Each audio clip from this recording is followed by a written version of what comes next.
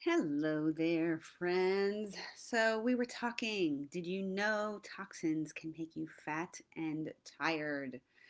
Yes, they can. So we started talking the other day about how that happens, how we have let toxins into our home, and they are making us tired and overweight.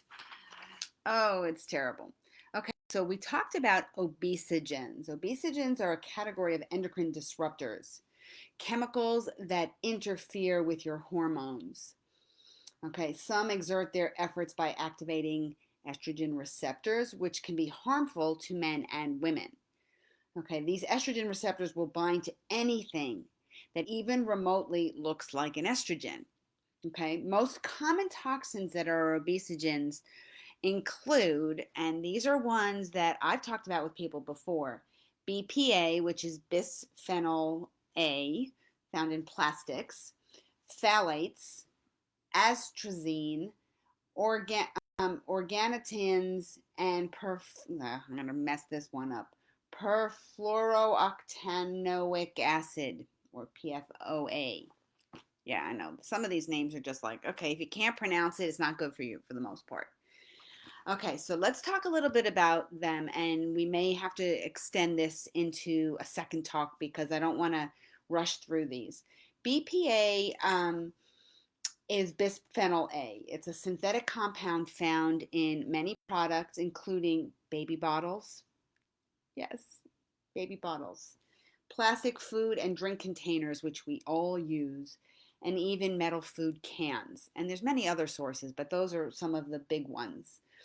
Okay, BPA resembles estradiol, the most important form of estrogen, and binds to estrogen receptors. This is horrible.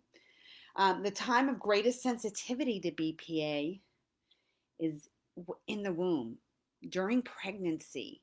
Okay, that is the scary part. 96% of pregnant women in the United States tested positive for BPA in their urine back in 2011. Recent studies, because I said, 2011, that was a long time ago. Things have to be better, right? Well, a recent study from 2021, just in the past month or so, still showed that number is over 85%. 85% of women are being exposed to this toxin and exposing their unborn babies to this. Okay, a Korean study even showed a direct link to obesity with BPA exposure in over a 10,000 participant group study. Okay, so this is real. You can Google BPA and obesity and toxins and dangers of, and you're going to find all of this. Okay, BPA exposure has also been linked to insulin resistance, diabetes, thyroid dysfunction, cancer, and much more. People, it's affecting our hormones. It has to go. So, what do you do? How do you get rid of plastic? Well, you change to glass, you change to stainless steel or ceramic. Okay, it's very easy to do. You don't even have to buy the glass containers, save them. Buy a bottle of kombucha and save the bottle. Wash it out. There's a bottle. I save all my glass bottles from my applesauce, from whatever it may be. Save the bottles and reuse them. Okay. Stainless steel is, you can buy those as well. Okay. So let's talk second one, and then we'll talk some more about the other ones next week. Okay. So number two is phthalates. Okay. Phthalates is spelled PHTH.